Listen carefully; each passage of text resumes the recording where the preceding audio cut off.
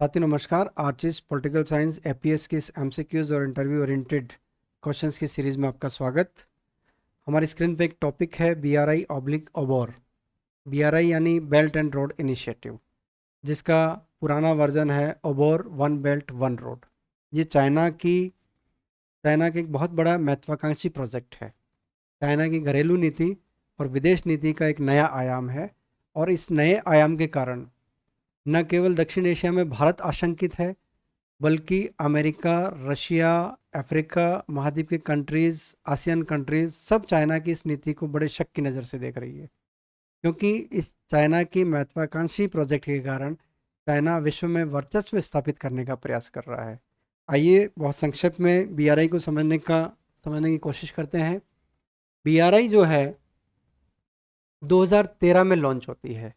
2013 में बीआरआई का नाम होता है ओबोर, वन बेल्ट वन रोड। लेकिन 2016 में इसका नाम परिवर्तित कर दिया जाता है। नाम चेंज करके इसका नाम बीआरआई रख दिया जाता है। बीआरआई जो है 2013 से 2049 तक 2049 तक का लगभग 36 वर्षों का चाइना का प्रोजेक्ट है।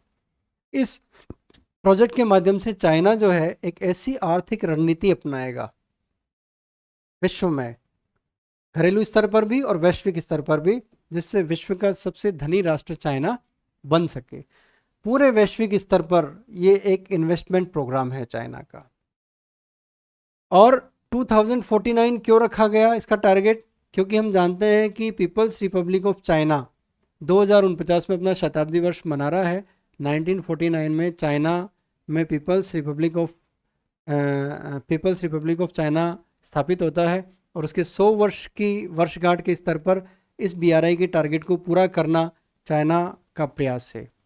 बीआरआई के उद्देश्यों पर अगर हम दृष्टि डालते हैं तो देखिए, विश्व को चाइना एक बड़े बाजार के रूप में देखता है, और इस बड़े बाजार में चाइना सबसे बड़ा दुकानदार बनना चाह रहा है।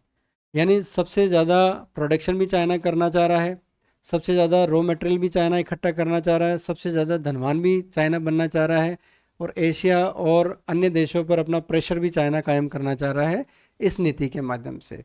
जब ऐसा होगा तो ऑब्वियसली जो है सांस्कृतिक आदान प्रदान तो होगा ही। ये भी बीआरआई के लक्ष्य में सम्मिलित है। जैसे हम जानते हैं कि म्यांमार, बांग्लादेश, श्रीलंका में चाइना के मॉल्स हैं, चाइना के रेस्टोरेंट्स हैं। इसके माध्यम से वो कल्चरल एक्सपोर्ट इंपोर्ट में भी इस नीति का उपयोग करेगा। इस नीति के माध्यम से चाइना क्या चाह रहा है? चाइना विश्व के सारे कैपिटल इन्फ्लोज को चाइना की तरफ डाइवर्ट करना चाह रहा है। यानी सारी की सारी पूंजी चाइना की तरफ हो, सारा जो टैलेंट है उसको पूल करना चाह रहा है। टेक्नोलॉजी यानी कैपिटल, टैलेंट और टेक्नोलॉजी, इन तीनों को पूल करके चाइना की तरफ डाइवर्ट करना चाह रहा है, जिससे उसका महान देश बनने का, विश्व का सबसे शक्तिशाली देश बनने का सपना पूरा हो सके।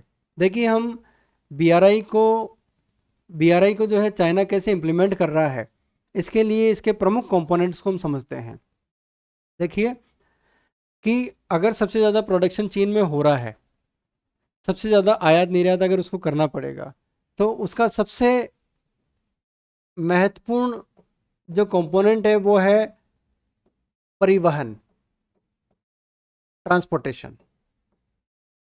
ट्रांसपोर्टेशन चाइना को बहुत अच्छा चाहिए। एक बुनियादी ढांचे के रूप में वो उसको डेवलप कर रहा है बीआरआई के माध्यम से। वो कैसे? देखिए, स्थल व्यापार मार्ग चाइना का एक ये प्रोजेक्ट है जो बीआरआई के डायरेक्शन में काम कर रहा है। सिल्क रोड इकोनॉमिक बेल्ट, जिसका उद्देश्य क्या है? एशिया और यूरोप को जोड़ना। एसआरईबी के माध्यम से वो एशिया और यूरोप को जोड़ेगा। और जो प्राचीन चाइना का रेशम मार्ग, जो मध्यकाल में और प्राचीन काल में जहाँ से चीन का व्यापार हो रहा था, उस व्यापार मार्ग को जो है चाइना यहाँ पर पुनर्जीवित करना चाह रहा है। ये एसआरईबी का टारगेट है जो बीआरआई के लक्ष्यों को पूरा करेगा। यानी परिवहन मार्ग चाइना यहाँ पर डेवलप कर रहा है। ये डेवलप कैसे कर रहा है? देखिए, एसआरईबी, ये एसआरईबी यहाँ से चल रहा है। सिल्क रोड इकोनॉमिक बेल्ट पूरा चाइना क्रॉस करते हुए ये कजाकिस्तान, तुर्कमेनिस्तान, के माध्यम से होते हुए ईरान, तेहरान, ये इधर टर्की होते हुए, ये इधर मॉस्को, बेल्जियम, यानी ये पूरे यहाँ यूरोप महाद्वीप तक इसकी अप्रोच हो गई।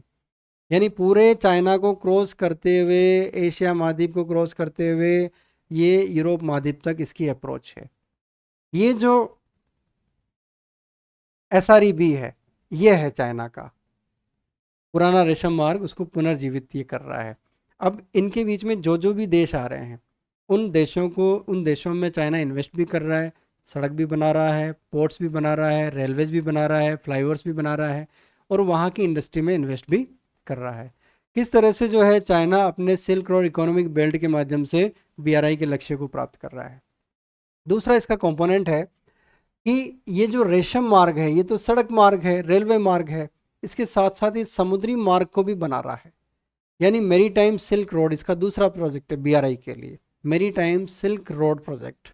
ये एक नया समुद्री रेशम मार्ग चाइना डेवलप कर रहा है, जो पूरे के पूरे हिंद महासागर को अपने नियंत्रण में लेने का प्रयास है। इसको हम समझते हैं। देखिए, ये चाइना हिंद महासागर के माध्यम से ये व्यापार कर रहा है। इधर इसकी आसियान कंट्रीज में दखल है, इधर श्रीलंका आ रहा है, इस महासागर को क्रॉस करते हुए ये अफ्रीका महाद्वीप में अप्रोच कर रहा है, और यहाँ से जाते हुए ये पूरा यूनान तक जाते हुए इधर ये पूरा यहाँ इटली तक ये पहुँच गया। यानी इधर से पूरा का पूरा सड़क मार्ग और इधर से पूरा पूरा समुद्री मार्ग, ये पूरे एशिया, यूरोप, अफ्रीका महाद्वीप को कवर करने का प्रयास से चाइना के इन दोनों जो प्रोजेक्ट है BRI के लिए, SREB और MSR, इसके माध्यम से चाइना क्या कर रहा है ये हम जानते हैं। यानी कुल मिला के 21वीं सदी का रेशम मार्ग ये पुनर्जीवन हो गया है यहाँ पर। ये चाइना की इस परिवहन की समस्या को सोल्व कर रहा है। इसमें एक नया प्रोजेक्ट और है, CPEC, चीन पाकिस्तान आर्थिक गलियारा, चीन पाकिस्तान इकोनॉमिक कॉरिडोर। इस कॉरिडोर के माध्यम से ये एक बहुत बड़ा इंफ्रास्ट्रक्चर प्रोजेक्ट है, जिसमें सड़क भी है, रेलवे भी है, पोर्ट्स भी है, और इसकी बहुत सारी ऊर्जा परियोजनाएं भी है। देखिए, चाइना जो है अपने रोड के माध्यम से ये यहाँ तक अप्रोच कर रहा है, ये यहाँ तक, समुद्र के माध्यम से ये इधर अप्रोच कर रहा है, और इधर अप्रोच कर रहा है अफ्रीका महाद्वीप में, इधर अप्रोच कर रहा है। अब चाइना ने CPEC के माध्यम से क्या, चाइना के शिनजियांग प्रांत से पाकिस्तान होते हुए यहाँ पर एक ग्वादर बंदरगाह तैयार कर रहा है। यानी अब चाइना को यदि अफ्रीका महाद्वीप में जाना है या इधर मध्य एशिया में गल्फ कंट्रीज़ में जाना है, तो चाइना जो है शिनजियांग प्रांत से सीधा ग्वादर पोर्ट पे आएगा। यहाँ इसने सड़क मार्ग बना लिया है और यहाँ से अपना व्यापार कर पाएगा। ये देखिए, ये यहाँ पर इंफ्रास्ट्रक्चर डेवलप हो रहा है, ये यहाँ पर बांग्लादेश में इंफ्रास्ट्रक्चर डेवलप कर रहा है, ये श्रीलंका में इंफ्रास्ट्रक्चर डेवलप कर रहा है, ये यहाँ तंजानिया में, सोमालिया में, कीनिया में इंफ्रास्ट्रक्चर्स डेवलप कर रहा है। ये क्या है, ये पूरा का पूरा जाल चाइना बना रहा है। इस जाल के माध्यम से चाइना की जो आर्थिक रणनीति है, पूरे विश्व में आर्थिक स्तर पर दबदबा कायम करने का प्रयास चाइना कर रहा है। तो देखिए, BRI के जो मुख्य घटक है ये है। इसके अलावा भी बहुत सारे प्रोजेक्ट है जो BRI के डायरेक्शन में काम कर रहे हैं। अदर्स प्रोजेक्ट्स में जो है चाइना बायलैटरल रिलेशंस मेंटेन कर रहा है, द्विपक्षीय समझौते संधि कर रहा है म्यांमार के साथ, बांग्लादेश के साथ, श्रीलंका के साथ। यानी जो भी राष्ट्र उस रास्ते में आ रहे हैं, उन सभी राष्ट्रों में चाइना बहुत सारा इन्वेस्ट कर रहा है, फैक्ट्रियाँ बना रहा है, उनको लोन प्रोवाइड करा रहा है। इसके माध्यम से चाइना पूरे विश्व पर एक वर्चस्व और हेजिमनी की स्थिति में आ रहा है। देखिए, चाइना इस BRI के माध्यम से क्या क्या कर रहा है, इसको हम संक्षेप में समझते हैं। हमने देख लिया कि सड़क, रेल, बंदरगाह, पाइपलाइन, अन्य बुनियादी सुविधा, इस पूरे रास्ते में चाइना बनाता चल रहा है। 70 से अधिक देशों में और कुछ अंतर्राष्ट्रीय संगठनों में भी चाइना निवेश कर रहा है। पहले सड़कें बना रहा है, समुद्री मार्ग बना रहा है, पोर्ट्स बना रहा है, उसके बाद में वहाँ पर इन्वेस्ट कर रहा है, उन देशों में बेसिक स्ट्रक्चर डेवलप कर रहा है, वहाँ के देशों को लोन दे रहा है। ये चाइना का प्रोजेक्ट है। और हमने देख ही लिया कि 2017 में चीन के संविधान में इसको स्थान दिया गया है। इसकी एक थीम है इस BRI की, वो थीम क्या है, क्षेत्रीय कनेक्टिविटी बढ़ाना और एक उज्ज्वल भविष्य अपनाना। ये इसकी एक थीम है। यानी कुल मिला के निष्कर्ष यह है कि चाइना 21वीं सदी का रेशम मार्ग तैयार कर रहा है, एसआरईबी, एमएसआर, सीपेक और अदर सोर्सेस से। ये चाइना की बीआरआई नीति की प्रमुख भूमिका हम देख सकते हैं। अब देखिए, बीआरआई से खूब सारे चैलेंजेस सामने आ रहे हैं, खूब सारी टेंशन्स अंतर्राष्ट्रीय स्तर पर हो रही है। उन टेंशन्स में अगर मुख्य रूप से हम देखें तो देखिए, उसका टारगेट तो यह है कि एशिया, अफ्रीका और यूरोप महाद्वीप में इकोनॉमिक डेवलपमेंट करना, ये उसकी विदेश नीति का एक हिस्सा है। लेकिन उसके पीछे उसके भू राजनीतिक उद्देश्य भी हैं। वो हिंद महासागर और इसके आसपास की कंट्रीज, दक्षिण एशिया महाद्वीप में अपना दबदबा कायम कर रहा है। और सबसे बड़ा चैलेंज तो भारत के सामने आ रहा है। यानी भारत को वो किस तरह से घेर रहा है। बांग्लादेश में प्रोजेक्ट, म्यांमार में प्रोजेक्ट, पाकिस्तान में प्रोजेक्ट, इधर श्रीलंका में प्रोजेक्ट। इसके माध्यम से उसका भू राजनीतिक निहितार्थ है, यानी दक्षिण एशिया में वो सुपर पावर के रूप में कोशिश में है। भारत के सामने चैलेंजेस है। इसके अलावा मध्य एशिया में वो रूस को चैलेंज कर रहा है। मध्य मध्य एशिया को रूस अपना क्षेत्र मानता है। पारंपरिक रूप से ट्रेडिशनली जो है चीन का आयात निर्यात वहाँ से ज़्यादा है। वो चीन के वो रशिया के कैचमेंट एरिया में है। तो रशिया के सामने एक बहुत बड़ी चुनौती है बीआरआई। इसके अलावा देखिए, अमेरिका अमेरिका में हिंद महासागर के सामरिक और रणनीतिक हित है। उन हितों को भी बीआरआई चैलेंज कर रहा है। इसके अलावा हम देखते हैं कि ये जो चाइना का ऋण जाल है, लोन ट्रैप है, ये कई राष्ट्रों को परेशान कर रहा है। इसके एग्जाम्पल हम देख सकते हैं कि श्रीलंका में चाइना ने हम्बनटोटा और कोलंबो पोर्ट सिटी योजना तैयार की, उसमें बहुत सारा इन्वेस्ट किया। जब श्रीलंका उसको लोन वापस रीपे करने में जब असमर्थ रहा, या जब वहाँ आर्थिक मंदी आई, तो ऐसी स्थिति में चाइना श्रीलंका के साथ डील करता है और 99 ईयर्स की लीज पर अपनी कंपनियों को वो पोर्ट दिला देता है। तो ये चाइना का जो ऋण ट्रैप है, ये बहुत सारे अविकसित और विकासशील राष्ट्रों के लिए, विशेष रूप से एशिया और अफ्रीका के राष्ट्र, उनके लिए एक बहुत बड़ी चुनौती है। इस चाइना के ट्रैप में फंसने का डर है। इसके अलावा चाइना इसके माध्यम से अत्यधिक ब्याज भी वसूल कर रहा है और एक नया साम्राज्यवाद चाइना का हमें नजर आता है। यानी हमें पता है कि औद्योगिक क्रांति के बाद में उपनिवेशवाद बढ़ा, क्योंकि मार्केट चाहिए, कच्चा माल चाहिए।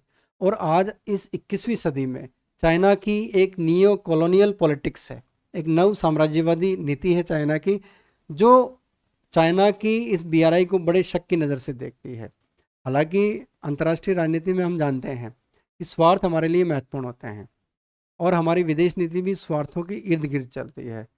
और ग्लोबलाइजेशन के इस युग में हर राष्ट्र दूसरे राष्ट्र पर निर्भर है।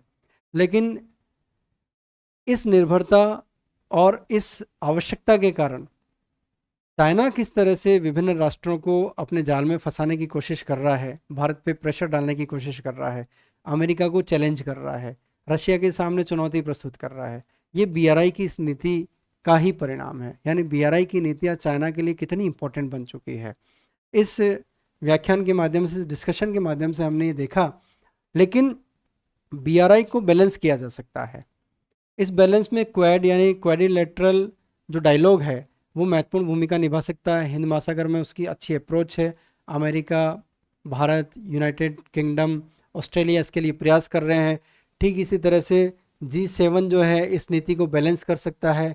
यूरोपियन यूनियन इसके लिए प्रयास कर सकता है, SAARC, ASEAN, blue dot network, और एक ये जो जिसमें भारत भी सम्मिलित है, international north south transport corridor. ये जो INSC है, इसके माध्यम से भी हिंद महासागर में जो है भारत जो है ऑस्ट्रेलिया, अमेरिका के साथ मिलकर एक नया प्रोजेक्ट पे काम कर रहा है, वो बीआरआई के बैलेंस कर सकता है। तो इस तरह से जो है हम बीआरआई को समझ सकते हैं, क्योंकि शक्ति का संतुलन बहुत आवश्यक है। राष्ट्र एक दूसरे पर निर्भर है, लेकिन हमें यह भी देखना है, लेकिन राष्ट्रीय हितों से हर राष्ट्र चलता है। इसका एग्जाम्पल हम देख सकते हैं कि हाल ही में सीपेक में अफ़गानिस्तान भी सम्मिलित हो जाता है। यानी अगर हम सीपेक में अफ़गानिस्तान की स्थिति को देखें, तो यदि अफ़गानिस्तान यहाँ सीपेक में सम्मिलित होता है, जो चाइना पाकिस्तान कॉरिडोर है, तो चाइना जो है डायरेक्ट यहाँ से इन गल्फ कंट्रीज़ में पहुँच जाएगा। तो अंतर्राष्ट्रीय राजनीति के स्तर पर हम ये देखते हैं कि एक राष्ट्र के हित, शक्ति संतुलन, ये सब कुछ ज़रूरी होता है। चाइना की इस बीआरआई को, चाइना के लिए तो ये बेनिफिशियल है, लेकिन इस बीआरआई को बैलेंस भी करना होगा। हम क्वेड के माध्यम से, हम आईएनएसटीसी के माध्यम से, हम G7 के माध्यम से, हम सार्क आसियान के माध्यम से इसको बैलेंस कर सकते हैं। क्वाड्रिलेटरल जो क्वेड है उसके माध्यम से हम इस चाइना की पॉलिसी को बैलेंस कर सकते हैं। बीआरआई के संदर्भ में हमने ये डिस्कशन किया, ये हमारे लिए फ्रूटफुल होगा। धन्यवाद।